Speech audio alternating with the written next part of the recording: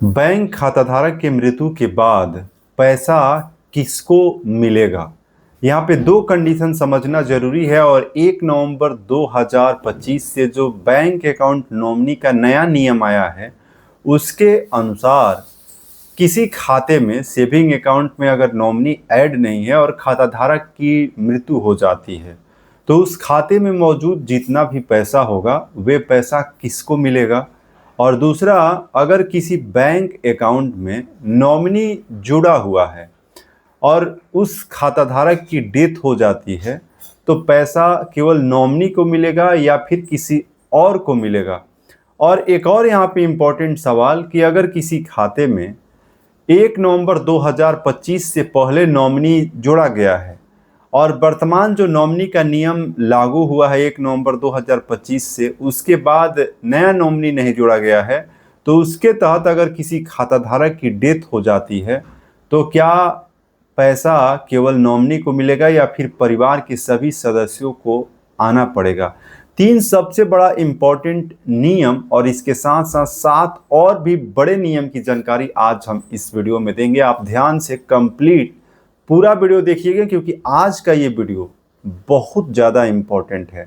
और सबसे पहले हम बात करते हैं कि अगर बैंक अकाउंट में नॉमिनी ऐड नहीं है और खाताधारक की मृत्यु हो जाती है तो उस स्थिति में पैसा किसको मिलेगा। तो 1 नवंबर 2025 से जो नॉमिनी का नया नियम है उसके अनुसार तो खाते में नॉमिनी ऐड है तो नया नियम के तहत पैसा मिलेगा। लेकिन अगर बैंक अकाउंट में नॉमिनी नहीं जोड़ा गया है तो उस स्थिति में खाताधारक के कोई भी एक व्यक्ति जो है वहाँ पे नॉमिनी के रूप में नहीं शो होते हैं, जिसकी वजह से खाताधारक में अगर मान लीजिए कि कोई महिला है या पुरुष है तो अगर महिला की मृत्यु हुई है तो उस महिला के अगर हस्बैंड है तो हस्बैंड, अगर उस महिला के बच्चे हैं तो जितना लड़का और जितने लड़की वे सभी लोग और पति। मान लीजिए सपोज एक महिला की डेथ हुई और खाते में चाहे कितना भी पैसा हो तो अगर 2 लड़के हैं तो दोनों लड़के, 2 लड़की है तो दोनों लड़की और हस्बैंड यानी कि पति, ये पांचों लोग बैंक में जा कर के नो ऑब्जेक्शन सर्टिफिकेट एक साथ वहाँ पे जमा करेंगे। डेथ सर्टिफिकेट यानी मृत्यु प्रमाण पत्र भी जमा करेंगे और बैंक खाते के पासबुक और अगर एफडी फिक्स डिपॉजिट है या अन्य प्रकार की इन्वेस्टमेंट है तो उसके ओरिजिनल पेपर भी बैंक में सबमिट करेंगे तो बैंक जो है पैसा उन लोगों को जारी करेगा। लेकिन यहाँ पे एक इम्पॉर्टेंट रूल समझना जरूरी है कि किसी किसी केस में जब बड़ी राशि होती है, 1 लाख से बड़ा राशि हो, तो बैंक ये भी कह सकता है कि आप कोर्ट से भी अपने आप को उस खाते का वारिस होने का प्रमाण लेकर के आइए।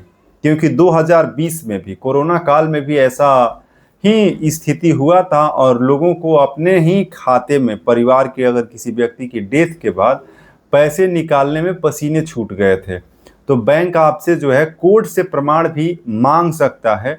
और अभी तो भारत में भी भारत सरकार ने डेथ और जन्म प्रमाण पत्र पर भी नया नियम लागू कर दिया है और 2 साल के बाद अगर किसी व्यक्ति की मृत्यु आज होती है और 2 साल के बाद डेथ सर्टिफिकेट बनवाना है तो फिर जो है सक्षम न्यायालय यानी कि सीजीएम कोर्ट जो है सिविल कोर्ट से जा करके जो है वहाँ से आदेश पारित कराना पड़ेगा। वहीं जन्म प्रमाण पत्र के लिए भी अगर 2 साल से अधिक समय बीत जाता है तो बच्चे या बच्ची का जन्म प्रमाण पत्र के लिए डीएम और एसडीएम से ही नहीं बल्कि कोर्ट से जा करके आदेश पारित कराना पड़ेगा, तब जा करके जो है जन्म प्रमाण पत्र या डेथ सर्टिफिकेट बनेगा। और इसी कंडीशन में बैंक खाताधारक की मृत्यु के बाद भी अगर खाते में नॉमिनी ऐड नहीं है तो परिवार के लोगों को जा करके अपने वारिस होने का प्रमाण कोर्ट से लेना पड़ेगा और फिर बैंक में जो है वे जमा करेंगे,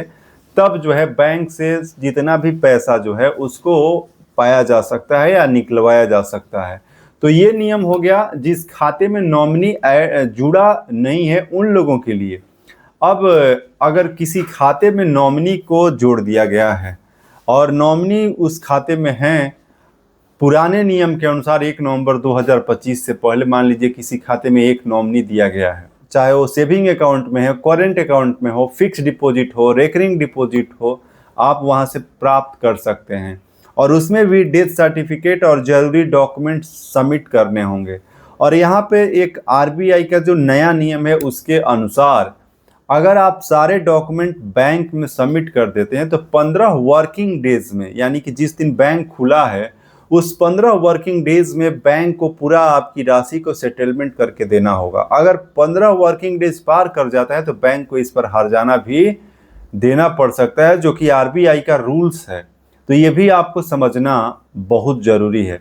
और 1 नवंबर 2025 से बैंक खाते में नॉमिनी का जो नया नियम आया है और पुराना नियम जो बदला गया है उसके अनुसार जो 7 बड़े नियम को आज आपको ध्यान से समझ लेना भी बहुत जरूरी है। चलिए कुछ नियम आपको हम बता देते हैं। पहला नियम तो आपको बता दिए कि नॉमिनी नहीं बनाया तो मृत्यु के बाद बैंक का पैसा किसे मिलेगा। अब क्या नॉमिनी बनाने से पैसा उसी का हो जाता है, एक ये भी लोगों के सवाल हैं। और जो आरबीआई का भी नया नियम जो आया है उसके अनुसार अब बैंक अकाउंट में 1 नवंबर 2025 के बाद जो नॉमिनी जोड़ दिया जाता है, नॉमिनी पूरी तरीके से खाते में मौजूद पैसा प्राप्त करने का अधिकारी हो जाता है। लेकिन कानूनी तौर पर नॉमिनी केवल बैंक खाते में ही पैसे प्राप्त करने का अधिकारी है। ऐसा नहीं है कि जो है अगर उस व्यक्ति का डेथ हुआ है तो संपत्ति का वारिस हो जाता है। वारिस होने का एक प्रमाण पत्र जारी जो होता है वो अलग प्रक्रिया है। यहाँ पे बैंक अकाउंट के रूल के हिसाब से नॉमिनी जो है 1 नवंबर 2025 के बाद से अगर जोड़ा गया है तो पूर्ण रूप से खाते में मौजूद राशि प्राप्त करने का अधिकारी है डॉक्यूमेंट और प्रक्रिया के अनुसार। चलिए अब आगे बढ़ते हैं।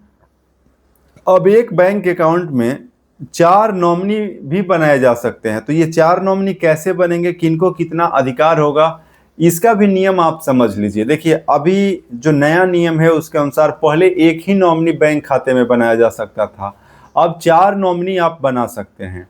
एक करेंट अकाउंट या एक सेविंग अकाउंट या एफडी, रेकरिंग डिपॉजिट, किसी भी प्रकार का खाता है तो उसमें 4 नॉमिनी मैक्सिमम आप बना सकते हैं और चारों नॉमिनी का हिस्सा भी तय कर सकते हैं।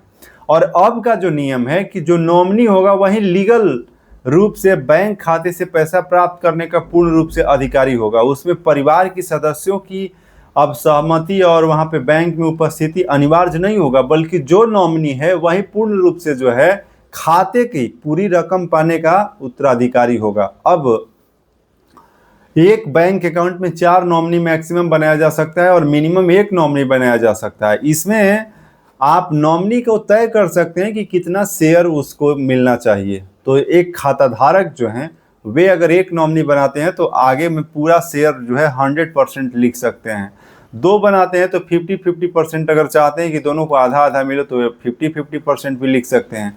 अगर वे चाहते हैं कि एक को 10% शेयर मिले और एक को 90%, यानी खाता धारक की डेथ के बाद, तो वे उसी प्रकार से जो है फॉर्म में फिलअप करके दे सकते हैं।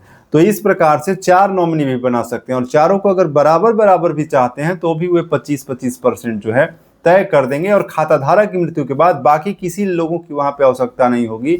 जो नॉमिनी होंगे वे पैसे जो है प्राप्त कर लेंगे। अब ये जो है हम सेविंग अकाउंट पर आपको बताएं, अगर लॉकर में जो नॉमिनी का रूल है उसमें जो है इंडिविजुअल जो भी नॉमिनी होंगे वे पूरी तरीके से एक नॉमिनी, फर्स्ट नॉमिनी जो है पूर्ण रूप से जिम्मेवार होंगे। सक्सेसिव नॉमिनी का रूल काम करता है। देखिए नॉमिनी में जैसे बैंक खाते में नॉमिनी का रूल्स थोड़ा सा अलग है और लॉकर में अगर किसी भी सामान को रखा गया है तो उसमें जो है परसेंटेज डिवाइड नहीं हो सकता है, उसमें सक्सेसिव रूल काम करता है। तो फर्स्ट नॉमिनी का पूर्ण अधिकार होता है कि वे जो है बैंक लॉकर में रखी गई सारी चीज़ों का वो पूर्ण रूप से अधिकारी होता है। अगर इन केस में फर्स्ट नॉमिनी नहीं है तो सेकंड नॉमिनी नहीं है तो थर्ड नहीं है तो फोर्थ, और इस प्रकार से जो है लॉकर में नॉमिनी के रूल्स हैं और बैंक खाते में जो रूल्स है उसमें जो है परसेंटेज शेयर के हिसाब से। तो अब क्लियर हो गया होगा। चलिए आगे बढ़ते हैं और आप बताते हैं कि बहुत सारे लोगों के ये भी सवाल रहते हैं कि चारों नॉमिनी को बराबर पैसा मिलेगा या अलग अलग प्रतिशत दे सकते हैं। नहीं तो चारों नॉमिनी को बराबर पैसा नहीं मिलेगा। जितना परसेंटेज आप दीजिएगा उसी के हिसाब से जो है खाताधारक के डेथ के बाद भी नॉमिनी को पैसा मिलेगा। नॉमिनी को बाद में बदला जा सकता है, ये भी लोगों के सवाल रहते हैं। तो बिल्कुल आप कभी भी आप एक खाताधारक पूर्ण रूप से वे स्वतंत्र हैं कि जिसे चाहे वे नॉमिनी बना सकते हैं। अभी नॉमिनी जिसको बनाए हैं अगर वे चाहते हैं कि बाद में जो है उस नॉमिनी को हम चेंज कर दें तो वे स्वयं भी चेंज कर सकते हैं। इसको ऑनलाइन भी कर सकते हैं। आप SBI, पंजाब नेशनल बैंक हो, बैंक ऑफ इंडिया हो, यूनियन बैंक ऑफ इंडिया हो, HDFC, ICICI बैंक हो, एक्सिस बैंक हो, किसी भी बैंक में आप ऑनलाइन भी अगर नेट बैंकिंग का उपयोग करते हैं तो नॉमिनी को अपडेट आप कर सकते हैं। और जब चाहे तब जो है बैंक खाताधारक स्वतंत्र रूप से नॉमिनी को बदलने के लिए पूरी तरीके से जो है वे स्वतंत्र हैं। इसमें कोई ऐसा नहीं है कि आप एक बार नॉमिनी बना दिए तो दोबारा नहीं बना सकते हैं। चलिए कुछ और भी सवाल है। सेविंग अकाउंट और FD में नॉमिनेशन कैसे काम करेगा? तो सेविंग अकाउंट हो, FD हो, उसमें भी नॉमिनेशन की जो प्रक्रिया पैसों को लेकर के जो है वहाँ पे जो नॉमिनी का आप शेयर तय कर सकते हैं कि कितना परसेंट किस नॉमिनी को मिलेगा। अगर एक नॉमिनी है तो 100%, दो है तो 50-50%। अगर आप जितना चाहते हैं उतना भी शेयर जो है वहाँ पे नॉमिनी में आप जोड़ सकते हैं। अगर पहले से नॉमिनी बना हुआ है तो क्या नया नॉमिनी करना जरूरी है? तो देखिए पहले से जो नॉमिनी 1 नवंबर 2025 के बाद से अगर आप किसी नॉमिनी को बनाए हैं और आप दोबारा नहीं बनाना चाहते हैं तो कोई ज़रूरत नहीं कि आप नॉमिनी बनाएं। लेकिन अगर आप 1 नवंबर 2025 के पहले किसी को नॉमिनी दिए थे तो आज उसको अपडेट कर दीजिए, क्योंकि आज का जो नया नियम है उसके अनुसार नॉमिनी के जो कुछ इम्पोर्टेंट रूल्स हैं और इन्फॉर्मेशन है उसको सही तरीके से अपडेट कर देंगे तो आगे किसी भी प्रकार की कोई भी समस्या नहीं होगी। और खाताधारक इन केस में अगर नहीं भी होते हैं तो नॉमिनी जो है उस पैसे को आसानी से निकाल पाएंगे। ये जरूरी भी है कि खाते में पहले के जो खाते हैं सेविंग अकाउंट, करेंट अकाउंट या FD हो, उसमें नॉमिनी को जरूर अपडेट किया जाए। ये बहुत ज़रूरी है। और जिन खाते में नॉमिनी है ही नहीं, दिया ही नहीं गया है, उन खातों में भी नॉमिनी को जरूर अपडेट कर देना चाहिए। हालांकि जो नया नियम है उसके अनुसार नॉमिनी आपकी इच्छा के अनुसार जो है आप जोड़ भी सकते हैं, नहीं भी जोड़ सकते हैं।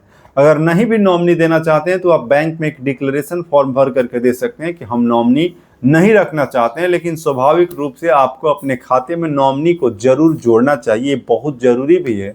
और इससे जो है आपके खाते में मौजूद लाखों करोड़ों रुपए जो भी आपकी संपत्ति होती है वो जो लीगल नॉमिनी होते हैं उनको आसानी से प्राप्त हो जाता है। अभी RBI का जो आंकड़ा है उसके अनुसार भारत में लगभग 66,000 करोड़ रुपए जो अनक्लेम्ड राशि पड़ी हुई है और कोई क्लेम करने वाला नहीं है। तो अगर नॉमिनी नहीं जोड़ा जाता है तो यही समस्या होती है कि आज भी लाखों लोगों के पैसे बैंक खाते में पड़े हुए हैं और उनके वारिस जो हैं वे नहीं निकाल पा रहे हैं, क्योंकि परिवार के सभी लोग की सहमति नहीं बन पा रही है और एक साथ वे लोग जो है बैंक में नहीं उपस्थित हो पा रहे हैं, जिसके कारण उनका पैसा जो है आज तक बैंक में ही पड़ा हुआ है।